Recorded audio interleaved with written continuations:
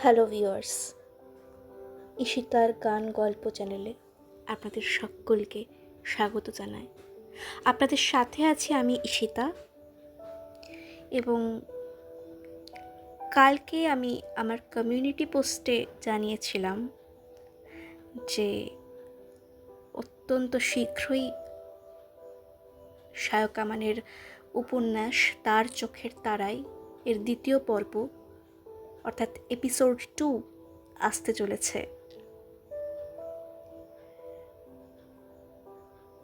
বেশি দেরি করলাম না, এপিসোড 2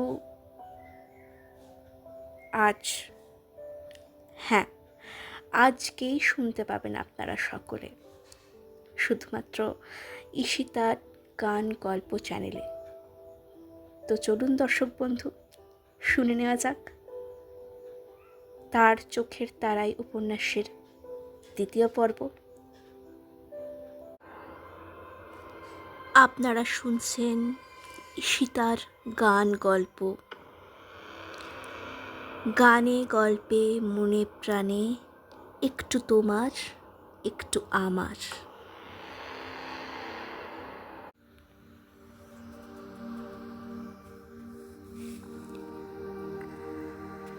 প্রথম অধ্যায়। খুন? সবাই এটাই কেন জিজ্ঞেস করে বলুন তো আগে? শশাঙ্ক পালিত দাঁতের ফাঁকে হাসল, তারপর মিনমিন করে নিতান্ত অদরকারি কথার মতো বলল যে মৃত্যুগুলো হয়েছে সেগুলোর সবকটাই বলা যায় ন্যাচারাল ডেথ। আনইউজুয়াল সেরকম তো কিছু নেই। নীলাদ্রি এতক্ষণ শিরের নিচের খসে পড়া প্লাস্টারের তাপ্পি দেওয়া কড়িকাঠের দিকেই তাকিয়েছিল। এবার মাথা নামিয়ে বলল, ডেথ ব্যাপারটাই ন্যাচারাল নয় শশাঙ্ক বাবু, সে বিছানায় শুয়ে হোক কিংবা পাহাড় থেকে পড়ে। শশাঙ্ক আরও কিছু একটা বলতে যাচ্ছিল, তাকে থামিয়ে দিল সুনন্দা। তুলির ঘুমন্ত মুখটা নিজের এক কাঁধ থেকে অন্য কাঁধে বদলে নিয়ে বলল, ডেথটা আমাদের কনসার্ন নয়। বাড়ির যা অবস্থা দেখছি তাতে কোনো সময় ছাদ খসে পড়তেই পারে, বিশেষ করে বর্ষাকালটা। অমন দেখে মনে হয় দিদি ভাই, এ কি আর আজকের রকম গাঁথনির বাড়ি? খাস জমিদার বাবুর নিজের তদারকিতেই তো তৈরি। জমিদার বাবু আর বেঁচে নেই, নীলাদ্রি বলে ওঠে। তাই ছাদ ভাঙলে সেটা তার ঘাড়ে পড়বার সম্ভাবনাও নেই। আমাদের এই প্রাণটা খোয়া যেতে পারে। একটু থেমে আবার ও বলল, শুনেছি সাউথের বিল্ডিংটা একটু পাকাপোক্ত আছে, ওদিকটাই তো দিতে পারতেন। শশাঙ্কর মুখ দেখে মনে হলো সে ভিতরে ভিতরে বিরক্ত হয়েছে, কিন্তু মুখে প্রকাশ করতে চাইছে না। জোর করে আগের হাসিটা হেসে বলল, ওদিকে এখনো পাইপের জলের ব্যবস্থাটা হয়নি। আপনারা যদি কুয়ো থেকে জল নিয়ে কাজ চালাতে পারেন তাহলে আমাদের কোনো অসুবিধা নেই। নীলাদ্রি আর কিছু বলল না। সুনন্দাও মুখ নামিয়ে নিয়েছে। থাকার জায়গা নিয়ে খুব বেশি বিলাসিতা করবার মতো ক্ষমতা থাকলে কলকাতা ছেড়ে এই গঞ্জে পুরনো জমিদার বাড়িতে ঠাঁই নিতে হতো না। 1 মাস হলো নীলাদ্রির মার্চেন্ট অফিসের চাকরিটা চলে গেছে। সুনন্দা বাড়িতে টিউশনি করতো বেশ কয়েকটা, তাছাড়া জমানো টাকাও খানিকটা ছিল। কিন্তু তাতে আর যাই হোক, মাসে মাসে বাড়ি ভাড়া গুনলে চলে না। ফলে বাধ্য হয়ে প্রস্তাবটা গ্রহণ করতে হয়েছে। প্রস্তাবটাও ভারী অদ্ভুত। সুনন্দাই এক ছাত্রের মায়ের মুখে প্রথম জানতে পারে খবরটা। এক ধনী দম্পতি সপ্তাহখানেকের জন্যে জরুরি দরকারে বিদেশ যাচ্ছেন। তাদের একটি বছর 10-এর মেয়ে আছে। ঘটনাচক্রে সেই মেয়েটিকে এক্ষুনি তারা নিয়ে যেতে চাইছেন না। ফলে 7 দিনের জন্য এমন কাউকে তাদের দরকার যারা মেয়েটির দেখাশোনা করতে পারে। তবে নিজের বাড়িতে মেয়েটিকে আনা যাবে না। হুগলি সদর থেকে বেশ খানিক ভেতরে জামালপুর থানার অধীনে একটা ছোট্ট জনপদ আছে, চকদিঘি। সেখানে একটা পুরনো জমিদার বাড়ি সরকারি তত্ত্বাবধানে লিজ নিয়েছেন এনারা। এই একটা সপ্তাহ মেয়েটিকে নিয়ে সেখানেই থাকতে হবে। মেয়েটির ঠিক মতো দেখাশোনা হচ্ছে কিনা সেটা দেখবার জন্য কয়েকজন লোককেও বাড়িতেই রাখা হবে। বাদবাকি সমস্ত দায়িত্ব তাদের নিজেদের। প্রস্তাবটা শুনে প্রথমে কিছুতেই রাজি হতে চায়নি নীলাদ্রি। গম্ভীরভাবে মাথা নেড়ে বলেছিল, এর মধ্যে নিশ্চয়ই কোনো 2 নম্বরই ব্যাপার আছে। নিজের মেয়েকে কেউ অন্যের কাছে রেখে যায় নাকি, তাও আবার আজকের মতন সময়? অন্যের কাছে কোথায় রাখছে? বাড়ি ভর্তি ওদের লোকজন থাকবে, আমাদের খালি কয়েকদিনের জন্য মা বাবার মতন দেখাশোনা করতে হবে। It's too easy. তাও গাইগুই করছিল নীলাদ্রি। তারপর মেয়েটার কিছু গন্ডগোল হয়ে গেলে পরে সব দোষ কিন্তু তোমার আমার ঘাড়ে এসেই চাপবে। ওইটুকু মেয়ের কি হবে? আর আমরা দুটো এত বড় মানুষ একটা 10 বছরের মেয়েকে সামলাতে পারবো না। শেষ পর্যন্ত কিন্তু যুক্তিতর্ক ধোপে টেকেনি। পকেটে টাকা পয়সা না থাকলে ইচ্ছা অনিচ্ছা বলে আলাদা করে কিচ্ছু থাকে না। নীলাদ্রিও রাজি হয়েছে শেষ পর্যন্ত। সুনন্দা পা বাড়িয়েই ছিল। তুলিকে দেখবার পর থেকে দুজনের মনে যেটুকু কিন্তু কিন্তু ভাব ছিল সেটাও কেটে গিয়েছিল। যোগেন্দ্রনাথ আর অরুণিমানাথ নিজেরা থাকেন কলকাতার ভবানীপুরে। নিজস্ব 3 তলা বাহুল্যে ভরা বাড়ি। সেখানে গিয়ে ডাইনিংয়ে বসতেই প্রথমে একটু ভয় ভয় লাগছিল সুনন্দার। এত সাজানো গোছানো বড়লোকের বাড়িতে আগে কখনো পা রাখেনি সুনন্দা। বারবার চোখ চলে যাচ্ছিল দোতলাটার দিকে। সেখানে বারান্দার গ্রিলের গা ঘেঁষে উকি দিচ্ছে বেগুনি রঙের বাগানভেলিয়ার ঝাঁক। মজার কথা হলো, প্রস্তাবটায় নীলাদ্রি রাজি হওয়ার পর থেকেই সুনন্দার নিজের উৎসাহে ভাটা পড়েছে। উল্টে একটা অজানা আশঙ্কা এসে চেপে ধরেছে তাকে। মেয়েটা যদি রাজি না হতে চায়? এমনিতে সুনন্দা সবার সঙ্গে খুব তাড়াতাড়ি মিশে যেতে পারে, ফলে অসুবিধা হওয়ার কথা নয়। কিন্তু বাচ্চা মানুষের খেয়াল তো কেই বা বলতে পারে। নাথ দম্পতি কিন্তু আশঙ্কা হেসে উড়িয়ে দিয়েছিলেন। বলেছিলেন, তুলির সঙ্গে একবার মিশেই দেখুন না, আপনি ওকে নয়, ওই আপনাকে শাসন করবে। ওকে নিয়ে যাচ্ছেন না কেন? নীলাদ্রি করেছিল প্রশ্নটা। আসলে ওখানে গিয়ে ওকে দেখাশোনার সময় পাবো না আমরা। সে হলেও ওখানে তো পয়সা দিয়ে বেবি সিটারও রাখা যায়। তা চায়, কিন্তু নতুন জায়গায় নতুন লোকের হাতে ওইটুকু মেয়েকে তুলে দিতে ভরসা হয় না। এখানেও তো তাই দিচ্ছেন। হাসতে হাসতেই কথাটা বলেছিল নীলাদ্রি। ব্যঙ্গটা গায়ে মাখেননি যোগেন্দ্রনাথ। হাসির রেশ ধরেই বলেছিলেন, আপনারা যা ভাবছেন তা নয়। মেয়ের ওপর 24 ঘন্টা নজর রাখার লোকের অভাব নেই ও বাড়িতে, গেলেই বুঝতে পারবেন। কিন্তু আমরা চাইছিলাম মা বাবার ফিগারটা ও যেন মিস না করে, বিশেষ করে আপনাদের। আচমকাই থেমে যান যোগেনবাবু। খানিকক্ষণ নীরবতা। তারপর সুনন্দা প্রশ্ন করেছিল, ওর কোনো মেডিকেল কন্ডিশন? বিমর্ষ মাথা নেড়েছিলেন দম্পতি। আগে হ্যাঁ, ওর একটু শ্বাসকষ্ট আছে, মানে একটু উত্তেজিত হয়ে পড়লেই সেটা শুরু হয়। ইনহেলার রাখবেন সাথে। তবে সেটা যত কম সম্ভব ব্যবহার করাই ভালো। বুঝতেই পারছেন, ওইটুকু মেয়ে। সুনন্দা মাথা নেড়েছিল। মনে মনে একটা বিচ্ছিরি খেয়াল এসে চেপে ধরেছিল ওকে। মন বলছিল, মেয়েটা ওদের দেখে রাজি না হলেই হয়তো ভালো হবে, এক্ষুনি দুজনে মিলে ওরা বাড়ি ফিরে যাবে। আর একটু চেষ্টা করলে একটা চাকরিও ঠিক জোগাড় করে নিতে পারবে নীলাদ্রি। কি দরকার খামোখা একটা অচেনা অজানা মেয়ের ভার নিয়ে? শেষে যদি মেয়েটার কোনো ক্ষতি হয় তাহলে সব দোষ ওদের ওপরে এসে পড়বে। ভাবনাটা এতই বেড়ে উঠেছিল যে কথাটা নিজে থেকেই বলতো সুনন্দা, কিন্তু মুখের কথা আটকে যায় তুলিকে দেখে।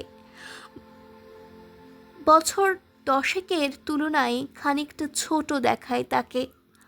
নরম গোলগাল চেহারা, গায়ের রংটা কেমন যেন ফ্যাকাশে ধরনের, ঠোঁটের দুটো কোণ এতটাই গভীর যে মনে হয় সারাক্ষণই যেন হাসছে। সোফায় ওদের উল্টো দিকে বসে প্রথমে বেশি কথা বলতে চায়নি তুলি, হয়তো সত্য ঘুম থেকে উঠে এসেছিল বলেই। কিন্তু সে পুরনো বাড়িতে গিয়ে বাবা মাকে ছাড়া থাকতে পারবে কি না জিজ্ঞাসা করতেই মাথা নেড়ে হ্যাঁ জানিয়েছিল। তারপর উঠে এসে বসেছিল সুনন্দার পাশে। মেয়েটার নরম হাতের ওপর হাত রেখেছিল সুনন্দা। একবারের জন্য নিজের বুকের ভেতরটা যেন মুচড়ে উঠেছিল তার। রিন্টির কথা মনে পড়ছিল না চাইতেই। শশাঙ্ক পালিত উত্তরের জন্য অপেক্ষা করছিল। ভাঙা কড়িকাঠের দিক থেকে চোখ ফিরিয়ে নিয়ে নীলাদ্রি বলল, না না, বাচ্চা মেয়ে আছে সঙ্গে, কুয়োটো রিস্ক হয়ে যাবে, আপনি এদিকটাতেই বরঞ্চ ব্যবস্থা করুন। দুটো ঘর রেডি করাই আছে, আপনারা চাইলে এক্ষুনি খুলে দেব। শশাঙ্ক পিছনের সিঁড়ির দিকে একবার হাত দেখিয়ে বলল কথাটা। দুটো ঘর একটু বাড়াবাড়ি, আমি আর থাকবই বা কতক্ষণ, ওদের দুজনের জন্যই ব্যবস্থা। সুনন্দার চোখের ইশারায় থেমে গেল নীলাদ্রি। তারপর একটু গলা খাকড়ি দিয়ে বলল, আপনি বরঞ্চ ওকেই ঘরটা দেখিয়ে আনুন, আমি একটু বাইরে থেকে ঘুরে আসছি। এখন আবার কোথায় যাবে? জামা কাপড় ছেড়ে যেও না হয়। না, জাস্ট সারাউন্ডিংটা দেখে আসবো একটু। এখান থেকে তো কাল্লা বেশি দূর নয়, তাই না শশাঙ্ক বাবু? না না, সামনেই তারকেশ্বর বর্ধমান রোড পাবেন, ঘণ্টাখানেকের মধ্যেই ফিরছি। তুমি ভালো করে দেখে নিও, বুঝে নিও। কথাটা বলে আর সেখানে দাঁড়ানোর রাত্রি। সুনন্দা একবার তুলির মুখের দিকে তাকিয়ে দেখল, তখনও সে গভীর ঘুমে আচ্ছন্ন। তার মাথায় একবার হাত বুলিয়ে নিয়ে আবার মাথাটা কাঁধে ফেলে শশাঙ্কর দিকে তাকিয়ে বলল, চলুন যাওয়া যাক। জমিদার বাড়ির পুরনো সিঁড়ি, প্রতিটা ধাপের কোণে ভরাট শ্যাওলা জমেছে। সিঁড়ির ঠিক মধ্যিখানে বেশ কয়েকটা ধাপে সিমেন্টের চাঙর উঠে গেছে, দেখে পা ফেলতে হয়। শুধু ভাঙা বলেই নয়, খসে যাওয়া সিমেন্টের ধুলো আলগা হয়ে পড়ে আছে। তার উপরে একবার পা পিছলে গেলেই মাথা উল্টে নিচে পড়তে হবে। সুনন্দা সাবধানে উঠতে লাগলো।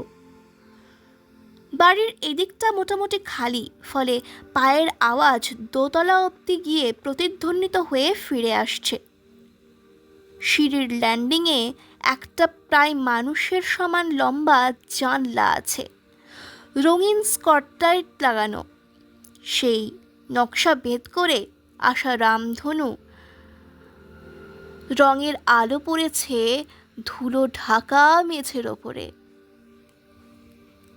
শশাঙ্ক ল্যান্ডিংয়ে এসে একবার পিছন ফিরে বলল, দিন, ওকে আমি ধরছি। না থাক, এইটুকুই তো, তাতে কি? প্রথমবার উঠছেন, দিন না। মাথা নাড়ল সুনন্দা। প্রসঙ্গটা ঘোরানোর জন্য বলল, আচ্ছা, শুনেছি একজন নাকি এই সিঁড়ি থেকে পড়েই মারা গিয়েছিলেন।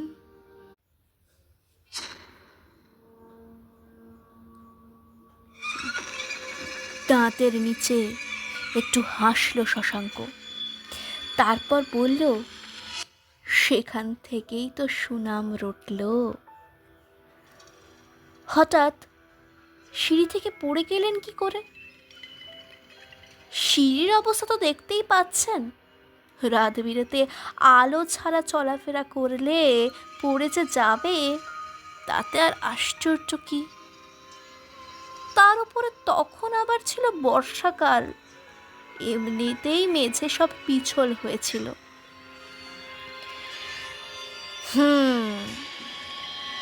প্রতিধ্বনির আওয়াজটা মন দিয়ে শুনছিল সুনন্দা।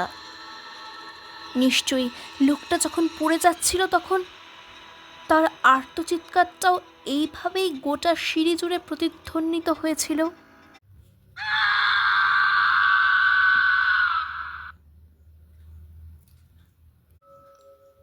দোতলায় এসে পড়েছিল দুজনেই। সুনন্দা আর কথা বাড়ালো না। দোতলায় এলে বোঝা যায় বাড়িটা ঠিক কতটা বড়। চৌকো ঘেরা বারান্দা, তার একটা দিক অন্তত 20 মিটারের কম নয়। প্রতিটা দিকে 3টে করে ঘর, তার সবকটার দরজা এখনো বন্ধ। দেওয়ালের হলদে রং জায়গায় জায়গায় চটে গেছে, কোথাও চুন সুরকি বেরিয়ে পড়েছে। উপরের দিকটা ফাঁকা, বোঝা যায় বর্ষার সময় জল এসে বারান্দাটাকে থই থই করে দেয়। শশাঙ্ক সিঁড়ি দিয়ে উঠেই বাঁ দিকে একটা ঘরের দিকে এগোতে এগোতে বলল, এই ঘর দুটো নিলেই আপনাদের সুবিধে হবে, বাকিগুলোতে বড্ড ধুলো পড়ে গেছে। আপনারা থাকেন কোথায়? আবার সেই আগের বিনীত হাসিটা ফিরিয়ে আনল শশাঙ্ক। চাবিটা দিল সুনন্দার হাতে। আমরা একরকম এবারের কেয়ারটেকার বলতে পারেন। যখন জমিদার আমল ছিল তখন এই দিকটা ছিল জমিদার বংশের সদস্যদের থাকার জায়গা, আর আমরা যে মহলটাই থাকি সেটা ছিল গেস্ট আর সাহায্য প্রার্থীদের। ছাদে আসুন, দেখাবো সব। বাঁদিকে আরও কিছু দূর গিয়ে দ্বিতীয় ঘর, দরজাটা খোলা ছিল। সেটা হাত দিয়ে ঠেলে ভেতরটা দেখালো শশাঙ্ক। তারপর আর একটা চাবি তার দিকে বাড়িয়ে দিল। এক হাতে চাবিটা নিয়ে ভেতরে ঢুকে এলো সুনন্দা। ভেতরটা সত্য গোছানো হয়েছে বোঝা যায়। দেয়ালেও নতুন রং করা হয়েছে। বাইরে থেকে মহলটাকে যতটা ভাঙাচোরা মনে হয়, ভেতর দিকটা ততটা নয়। ঘরের দুদিকে দুটো জানলা, আর একটা দিকে জামা কাপড় রাখার মতন ছোট্ট একটি আলনা। মাঝখান জুড়ে একটা দুজনের শোয়ার মতো বিছানা, তার উপরে পরিপাটি করে চাদরও পাতা আছে। চাদরটা নতুন নয়, সম্ভবত এতদিন অন্য কোথাও পাতা ছিল সেটা। সুনন্দারা এখানে আসায় নিয়ে এসে এখানে বিছিয়ে দেওয়া হয়েছে। মাথার উপরে তাকিয়ে একটা নতুন পাখা চোখে পড়ল। সুইচ বোর্ডের কাছে গিয়ে সেটা চালিয়ে দিল শশাঙ্ক। সুনন্দা ততক্ষণে তুলিকে কোল থেকে নামিয়ে বিছানার ওপরে শুইয়ে দিয়েছে। এগিয়ে গিয়ে জানলাটা খুলে দিল সে। বাইরে তাকাতেই এই প্রাসাদের অন্দরমহলটা চোখে পড়ে। এত দূর থেকে বড় সড়ো দেখে মনে হয় সেটাকে। এদিককার প্রাসাদের প্রায় অর্ধেক অনেকটা জুড়ে ছড়ানো। বাইরে বেশ কিছু কাটা ঝোপ গজিয়েছে। ঢোকার রাস্তার ঠিক মুখে একটা বেশ বড় সড়ো কাঠগোলাপের গাছ। এত বড় কাঠগোলাপ আগে দেখেনি সুনন্দা। সে সেদিকে একটা আঙুল দেখিয়ে বলল, গাছটাকে লাগিয়েছে বলুন তো? সনাতন দা। আরও লাগিয়েছিল, আগের বছরের ঝড়ে সব উপড়ে গেছে। তাছাড়া জায়গাটায় সাপখোপ আছে, খুব একটা যায় না কেউ। সনাতন দা? উনিও কি এই বাড়িতেই থাকেন? হেড কুক বলতে পারেন। এ বাড়িতে ঠিক বলা যায় না, দক্ষিণ মহলে থাকেন। সেদিকের অন্দরমহলটা অবশ্য এতটা ভেঙে পড়েনি। ছাদে আসুন, দেখিয়ে দিচ্ছি সব। তুলির দিকে তাকায় সুনন্দা। গালের ওপর একটা হাত রাখে। সে একটু উসখুস করে পাশ ফিরে শোয়। তার গোলাপি ফ্রক এলোমেলো হয়ে ছড়িয়ে পড়ে বিছানার ওপর। সেটা হাত দিয়ে ঠিক করে দেয় সুনন্দা। এখনো গভীর ঘুমে আচ্ছন্ন হয়ে আছে মেয়েটা। কাল রাতটা ট্রেনে ভালো করে ঘুম হয়নি। আজ সকাল থেকে তাই একবারও সে চোখ খোলেনি। ঘরের দরজাটা টেনে দিয়ে বাইরে বেরিয়ে এলো দুজনে। শশাঙ্ক পালিতের বয়স বছর 40-এর একটু বেশি আন্দাজ করা যায়। গালে চাপ দাড়ি, গায়ের রং বেশ ফর্সা। সমস্ত মুখের মধ্যে খাড়া নাকটা আলাদা করে চোখে পড়ে। কপালের কাছে একটা বড় সড়ো জরুল আছে। থেকে থেকে কবজির উল্টো দিকটা দিয়ে নাকের ডগাটা ঘষে সে। এ বাড়ির বাকি সদস্যরা এখনো আসেনি এদিকে। শশাঙ্কয়ে গিয়ে হুগলি স্টেশন থেকে নিয়ে এসেছে ওদের। আরও গোটা 20 সিঁড়ি পেরোলে ছাদ। ছাদে ওঠার মোট 2টো সিঁড়ি আছে। একটা সিমেন্টের সোজা, আর একটা লোহার পেঁচানো সিঁড়ি। দ্বিতীয় ছাদে ওঠার আগেই 2 জায়গায় ভেঙে গিয়ে ফাঁক হয়ে আছে। সেখানটা একটু লাফিয়ে উঠতে হয়। সিমেন্টের সিঁড়ির নিচের দিকে লম্বা ঝুলের সার নেমেছে। তার ফাঁকে কিছু পুরনো জিনিসপত্র রাখা আছে। সেদিকে একবার চোখ বুলিয়ে নিয়ে সিঁড়ি দিয়ে ছাদে চলে এলো সুনন্দা। চকদিঘির দত্ত জমিদার বাড়ি 1700 শতকের মাঝামাঝি তৈরি। তখন বড়সড় বাড়ির বেশিরভাগ অংশেই শ্বেত পাথরের মেঝের চল ছিল, কিন্তু এতক্ষণে অন্তত এ মহলে শ্বেতপাথর চোখে পড়েনি সুনন্দার। ছাদে উঠে মনটা হালকা হয়ে গেল সুনন্দার। চারপাশে সিমেন্টের ভারী রেলিং দেওয়া ছাদ। সেই সিমেন্টের গাঁথনির মধ্যে মধ্যে সময়ের কালো ছোপ পড়েছে। রেলিংয়ের ঠিক ওপরেই নানা রকম মূর্তি বসানো আছে।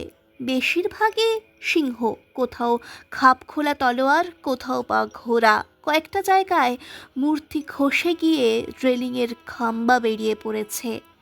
ছাদের মেঝেতে বড় বড় খোপ কাটা। কয়েকটা খোপ হেঁটে পার হয়ে ছাদের এক প্রান্তে এসে দাঁড়ালো সুনন্দা। কিনারায় এসে না দাঁড়ালে আশেপাশের কোনো বাড়ি চোখে পড়ে না, শুধু দক্ষিণের প্রাসাদটাই চোখে পড়ে। সেদিকে হাত দেখিয়ে শশাঙ্ক বলল, মোট 2টো প্রাসাদ, একটা উত্তরের একটা দক্ষিণের। জমিদার বাড়ির নিয়ম অনুযায়ী প্রত্যেকটা প্রাসাদের পিছনের দিকে সেই প্রাসাদের অন্দরমহল। আপনারা থাকবেন উত্তরের প্রাসাদে, আর আমরা থাকবো দক্ষিণের অন্দরমহলে। দেখে আসবেন একবার? না, আজ আর ভালো লাগছে না। তাছাড়া মেয়েটা জেগে উঠলে খুঁজবে। খোঁজার কিছুই নেই, ও আগেও এসেছে আমাদের এখানে। বেশ চৌখস মেয়ে, আমাদের সবাইকেই প্রায় চেনে। এতক্ষণ মন দিয়ে উত্তরের ভাঙাচোরা অন্দরমহলের ভিতরের জমাট অন্ধকারের দিকে তাকিয়েছিল সুনন্দা। এবার শশাঙ্কের দিকে ফিরে বলল, মেয়েটাকে নিয়ে ভয় লাগছে জানেন। ভয়ের কি আছে? 7টা দিনেরই তো ব্যাপার। গন্ডগোল কিছু হওয়ার থাকলে 7 দিনই যথেষ্ট।